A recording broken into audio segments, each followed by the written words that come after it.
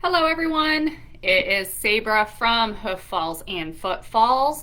For those of you that might be a little bit newer to my page or the things that I do through Hoof Falls and Foot Falls, I am an adaptive or therapeutic horseback riding instructor. I also run an inclusive lesson program, which means that I offer traditional lessons as well as adaptive or therapeutic and equine assisted learning as well.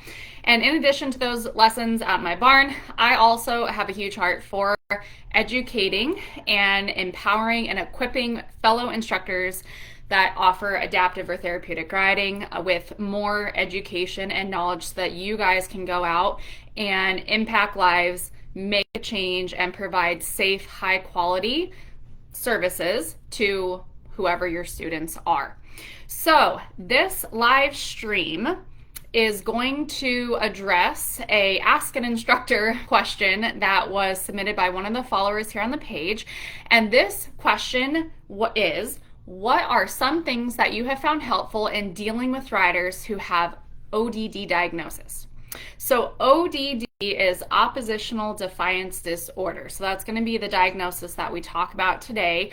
I'm going to share some top tips and tools and method, specifically 7 of them, that I commonly implement in my lessons that I've learned throughout the years, and ones that I find to kind of be the top tools and resources that I go to as an instructor. I do want to let you guys know too that I do have this video up on my phone, so if you guys have any questions or comments that's going on, I can go ahead and address those during this live stream.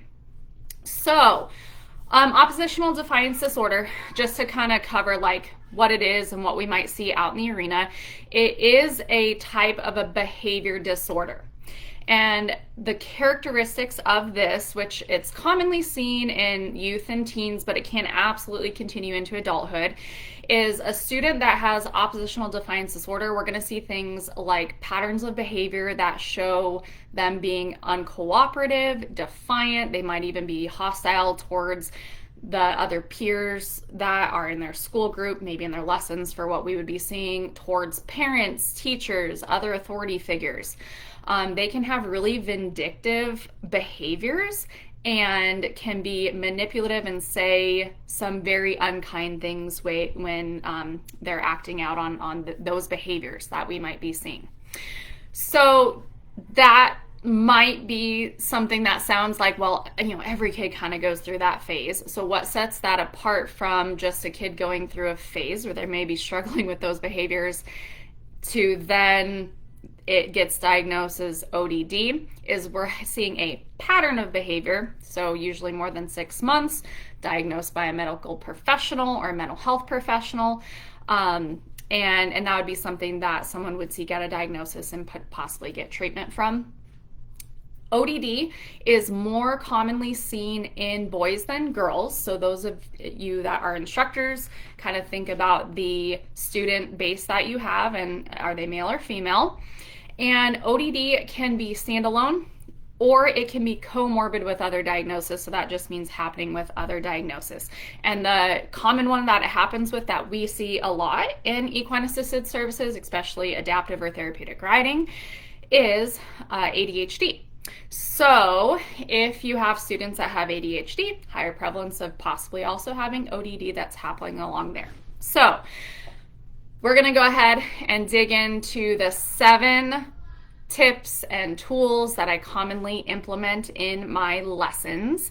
And I'll kind of give you a brief overview of what those are, and then we'll talk about them in detail.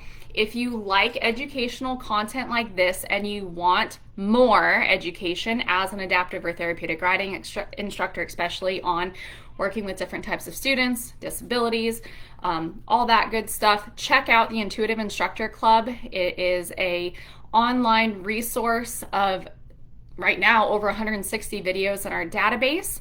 Members get access to those videos, and it's not just me being the talking face.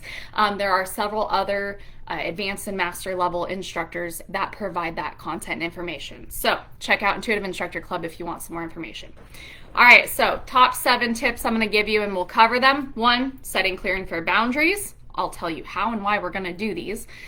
Follow through on implementing those rules and boundaries. Be aware of your wording and phrasing as an instructor. Giving control choices. We want to give specific, honest praise. Don't take things personal, and do your best to be that emotional regulation in your guys' relationship. And we also need to be aware of the team that's supporting that rider and how we interact with them as the instructor, and then how that student might interact within there, okay? All right, so those of you that are joining live, if you can, drop a comment. Let me know, have you ever worked with a student that has oppositional defiance disorder? Either did you know it beforehand? Did you discover it after? Those of you watching on replays, absolutely drop comments, let me know. And then also be thinking about what's kind of that one tool or technique that you have found works well when working with these students. Maybe it aligns with one of the ones I mentioned and that we're going to talk about. Maybe you have a different one. Cool thing about social media like this and videos is that we can learn and grow from each other. All right, so let's jump into the first tool or technique that I mentioned, which is setting clear and fair boundaries. So these techniques, and especially like the setting clear, fair boundaries and the communication piece, when I was a baby or a green instructor, I definitely struggled with working with students that were oppositional defiant or had similar characteristics or symptoms of ODD. So as I was a baby instructor, working with students that had ODD or similar characteristics, a lot of it was just gaining confidence out in the arena, gaining confidence in myself, sometimes faking it till I felt it, because we sometimes have to do that. Also just gaining techniques, so talking to other instructors I knew and practicing. So not just learning, but also going out and doing and making mistakes, trial and error, what works. And sometimes we've just got to go experience stuff firsthand versus being told. So yeah, you can learn from this stream on information that you can, maybe implement in lessons, but how you are going to get good at it as an instructor is going out and doing, okay? So tip 1, set clear, fair boundaries. So we need to go into our lessons already knowing what is our boundary in the arena.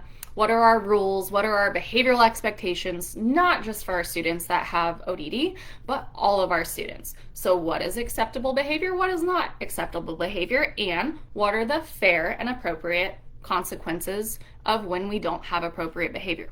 So kind words, cussing at people, spitting, kicking, hitting, punching, stuff like that.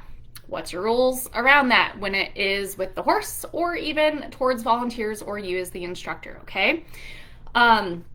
So what's the expectation? How many warnings do your students get? What is the outcome if they do not follow one of those fair boundaries? So what I like to do to make sure that my students actually understand what my clear boundaries and rules are in my arena is that I tell them, okay, if you choose to continue saying unkind words to your volunteer team or to me as the instructor, whoever it's targeted towards, the next time that you say an unkind word, we are going to be done with the lesson and we are going to dismount and we will walk the horse the rest of the time. Then, to make sure that they actually understand the cause and effect, I'm going to ask them a question. All right, so what's going to happen if you say an unkind thing again? And then they would hopefully repeat back, I'm going to get off my horse. Okay, perfect. So we understand that, okay? So I've already outlined clear expectations, and then also the outcome if those expectations aren't met, okay?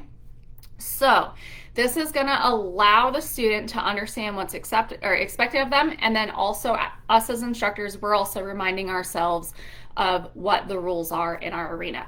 If you're not sure what you want your rules to be, I would highly suggest writing them down on a piece of paper, kind of like a code of conduct or your code of ethics as an instructor. So kind words, kind body, kind hands, all of those, and then also following rules or following instructions so that we can maintain safety. Because again, our students are on 1,000-pound prey animals that have a mind of their own, and that can go south and get dangerous very fast if instructions and rules are not followed, okay? So we're setting clear, fair boundaries. The outcome of the student not following instructions also has to be fair and realistic and applicable. So telling them that if they choose to have unkind words, then they get off and have to do 20 running laps around the arena. That's not a very fair outcome, probably kind of hard to enforce too. So make sure you are very thoughtful of the outcome, the consequence, and does it actually reinforce what you're wanting to do, okay? It could be too that we get off and we're done and you go home because you cannot be kind to individuals around you. So tons of different things as far as the rules and then also outcome of those rules, okay? The clear and fair boundaries are also important because if we work within clear structure, clear rules, everybody knows what's going on, it's fair, and it is meant to set up these students to progress and be as independent as possible. Because if we don't have clear and fair boundaries that we know, that our students know, that the parents know, or caregivers, and that our volunteers know, what we might run into then is putting our students in more bubble wrap, letting them not be as independent, having horse leaders or sidewalkers on those students when they don't need it. But it's because we're afraid they're going to act out or do something because we haven't established our boundaries and then planning ahead, okay? Super important though, something that goes along with setting clear, fair boundaries is following through on what you say is going to happen or what you are going to do. So if you say, if your action is this, and this is the outcome, you get off your horse, or you don't get to trot, or you are not going to play this game, or whatever it might be, you can't just threaten. You have to follow through. And usually, what I have found, and again, I've worked with a lot of students that other instructors have found that they were very difficult to work with. They didn't follow instructions. They were just chaos in the arena, leading to unsafe stuff, all that. It was the follow through calmly, fairly, consistently that we might butt heads, so to speak, one or two times, but they figured out, oh, you know what? Miss Saber's going to follow through. Okay, I guess in this time in our arena, then I've got to listen. And we can do it in a non-threatening way where it doesn't come off like some other authority figures might come off, where we start to get defensive and we escalate that situation, okay? So this really does work not only with students with ODD, but also with other students in general, okay? So follow through on implementing rules and boundaries and the consequences, and also following through on your word if you have like a reward or a praise and they've earned something because they have complied and because they have been listening well and following instructions and being safe. You have got to follow through with what you say you are going to do as well, okay? So that is important too. That builds up that relationship, that trust, the rapport. That's one of those lists on the ideal traits of a good instructor that you see a lot on criteria. So that is super important, okay? So following through.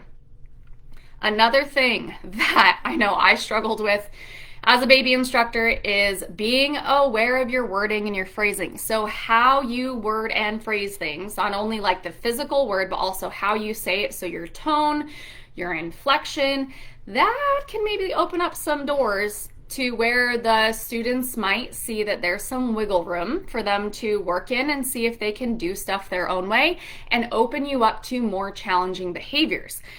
This applies to students with ODD, as well as other students that might want to kind of stretch boundaries, okay? And you know what, honestly, that's common with any riders, especially youth, but more so with ODD, okay? So what I mean by this is that how we say it. So our tone and our inflection. Are we saying things in a confident way? Am I ending my sentences on a period? Am I landing them? So we are going to trot, or you are going to ride offline only to your horse lead and not go past them. Instead of something like, okay, well, we're gonna go trot and you're gonna go ride to your horse lead, but just kind of make sure you don't go past it.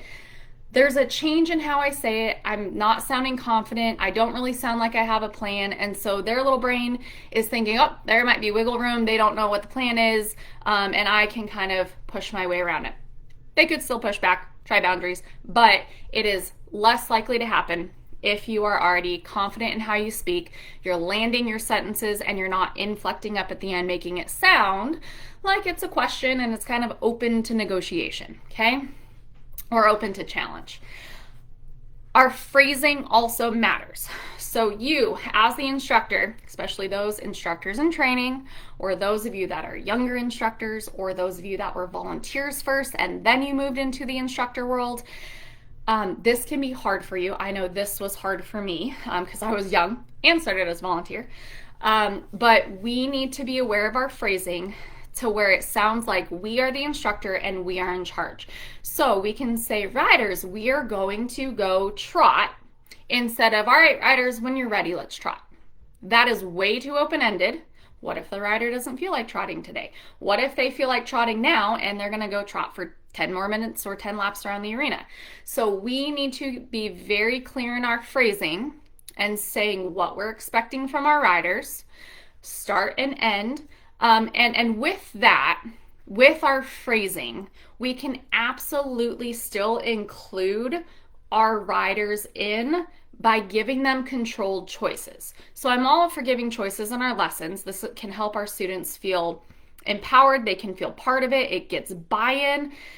They might have choices in the arena that they've never actually got to experience in school or in life because maybe of the reputation that they have in school or at home. So we can still give controlled choices while being aware of our phrasing and being aware of our tone and our inflection and our presence in the arena, okay? So what that might look like is I might say, riders, we can either go ride through the barrel pattern at a walk first, or we can go do our trot practice on the rail. Which of those two would you like to go do first? And then so right there, it's not, hey riders, what do you guys want to do next? That way too open-ended. We're going to get like, I want to go jump, I want to go canter. Just chaos is going to ensue if we don't give controlled, clear choices. And those students will hopefully answer back, well, I want to go ahead and go trot. Or let's do our barrel pattern first and then trot. Now, a common thing that will happen, especially with riders with ODD, is even though you might give a very well constructed, controlled choice, okay, riders, we are going to go trot, or you can do the walk barrel pattern first. Which one would you like to do first? They are going to be combative and say, well, I want to go canter around the arena. They're just going to pull something out, okay? Or I don't want to do that. I don't want to do any of those.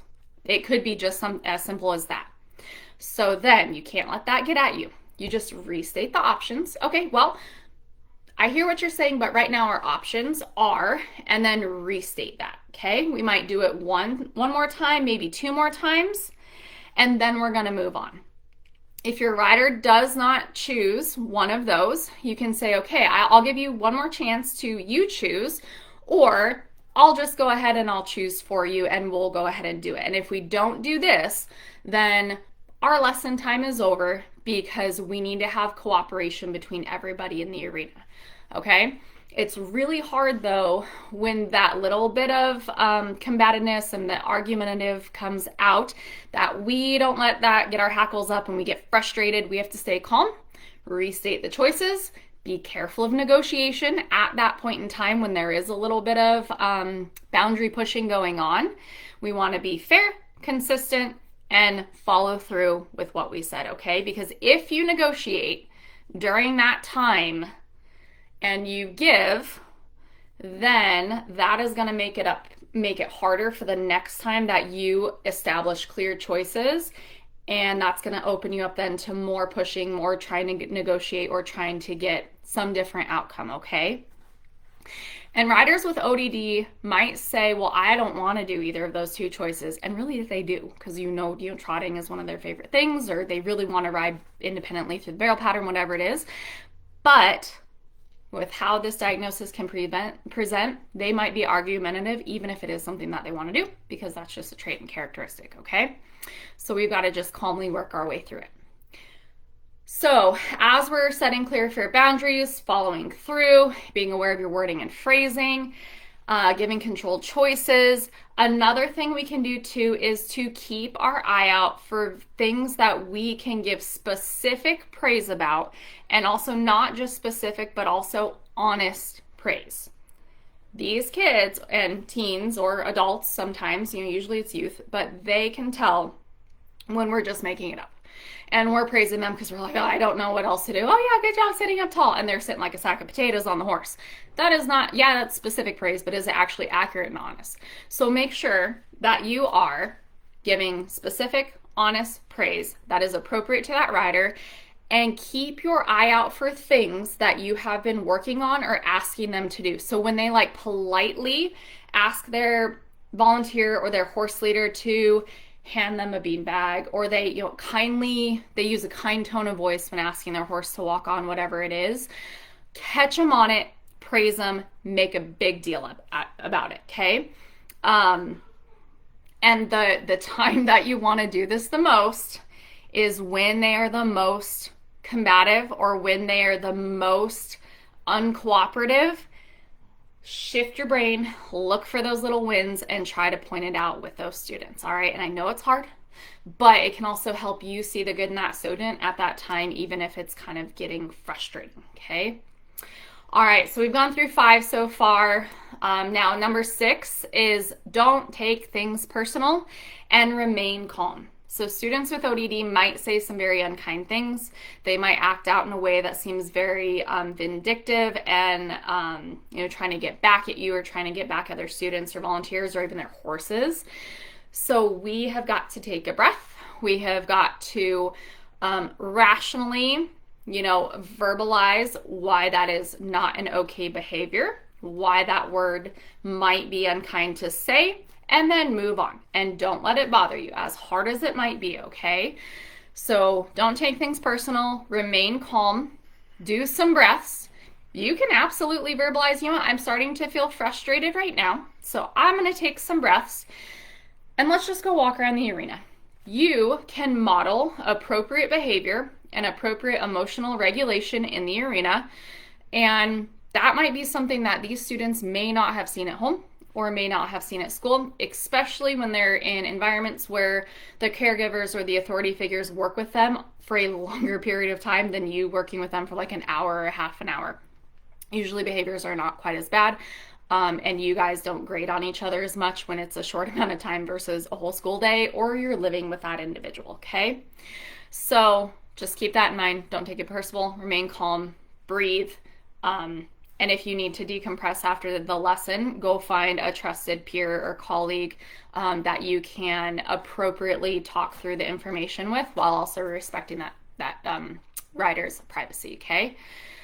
Number 7, this is a big one that I kind of saw a little bit as I was a baby instructor, because I started teaching before I had kids. And so I personally hadn't had kids yet, so I hadn't had that like, oh, well, mom said this, but dad, hey, can I do this anyways? And you wouldn't fill in dad about that. So this is something that like as I became a parent a few years into teaching, and my kids actually, started thinking and having this skill set of trying to manipulate mom and dad, this is something I became more aware of in the arena. And I saw it some, like, especially with volunteer behavior. Sometimes volunteers can do this, but I saw it occasionally my students, but I saw it more after I became a parent and then figured out how I could take proactive steps to hopefully prevent it from happening again, okay?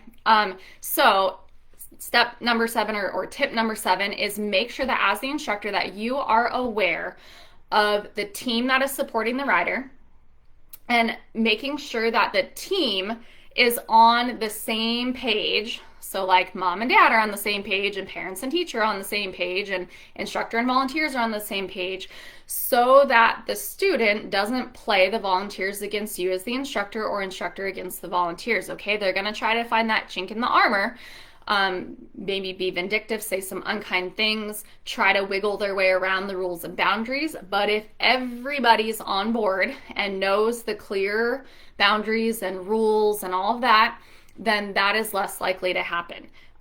So for example, we've been working through this with one of my kids right now, not students, actual kids. He will be given an answer from mom when I am home. Dad is not home. I will go out and do some chores in the barn. Dad gets home, and he got an answer from me that he didn't really want, like a no or a not until you do X, Y, Z. And then when Dad gets home, he'll go ask him the same question, and Dad will tell him, yeah, sure, because he doesn't know what else was going on that day, of maybe why he wasn't allowed to. Did he complete those tasks, whatever it might be. Hold on, I'm sweating. Holy cow, it is hot. So I'm gonna turn my fan on. Excuse me. Sorry if that was an armpit in the screen. It is really humid in Arizona right now. So, there we go. All right. See my lovely sweat mustache here. So he would go ask me. I'd go out in the barn. Dad would give him a different answer. I'd walk back and be frustrated. Okay. I'd be like, no, like you weren't supposed to. Why did you ask your dad that? That can also happen with students with ODD. You will give the student an answer about what they can or cannot do. Their current volunteer team knows that that student can or cannot do something. The next week they come back, maybe they have a new volunteer team, and they ask those volunteers, hey, can I do this? And that volunteer team doesn't know the past history that you and maybe the other team know about that rider, of the rules and the boundaries and what they can or can't do. So a big tip there is to communicate. So what that looks like, at least parenting and also instructor wise, make a note down of maybe some common points that we're working on that you notice are trends in that rider wanting to maybe find their way around and pin parties against each other, okay? So for example, when I go out in the barn, if there was a no given or a no until XYZ is met, I will text my husband and say, hey, he's not allowed to do this. Just so you know, he's probably going to ask about this. And so here's the plan. And then I'm not walking in. I'm not frustrated. We clearly establish rules and boundaries. And then that helps with that not happening again in the future. Although you have to do it over and over and over and over. So how that could look like in the arena is if you know that this rider tries to convince their team to let them trot by themselves, and they might give a very convincing story of how you as the instructor let them do it 2 times ago, or an instructor covering a lesson for you. They might tell that instructor, oh yeah, I get to go canter around the arena and all that. So you have to be proactive in telling the team, telling a backup instructor, this is a trend that I'm seeing, this student might ask this, here are our rules and boundaries. But also, we need to be, again, demonstrating, verbalizing all of that in our lessons, what our rules, boundaries, and all of that good stuff is over and over, okay? So saying what's expected, what's the consequence, and following through with that, because that can also help keep our team in the loop, even if maybe before the lesson we weren't able to address that, okay? So those are my top 7 that I have personally learned through trial and error. I would love to hear from you guys. What are some top tips that you use when working with riders who might have ODD? Have you worked with students that have ODD and adaptive or therapeutic riding, or even traditional lessons? I know I've actually ran across this in traditional lessons as well. What are your top tips? What are some situations that you have struggled with that maybe you're still not quite sure how to troubleshoot through them? Please be aware of privacy and confidentiality. Don't drop names. Be as general as possible. If you are asking specific questions, you can also message me privately if you have further questions. But I'd love to hear from you. And remember that you can also go to Intuitive Instructor Club and learn about this topic and more from not just me, other instructors. So learn.whofalls.com. hooffallsandfootfalls.com. That is my learning platform, which has online education, a bunch of documents, there's forums up there, and it's specifically made for adaptive or therapeutic riding instructors, not just here in the US where I'm based, but also globally. So Canada, we have some instructors from New Zealand, South Africa, Australia. Pretty cool to see how things are growing. So, final note, if you guys have any questions that you would like to be discussed live or even maybe on a pre-recorded thing, go ahead and you can drop a comment with hashtag #AskAnInstructor, and I would be happy to answer those if it's within my realm of experience, which I have a lot of years, so hopefully it is. If not, I will maybe try to find someone to answer that for you.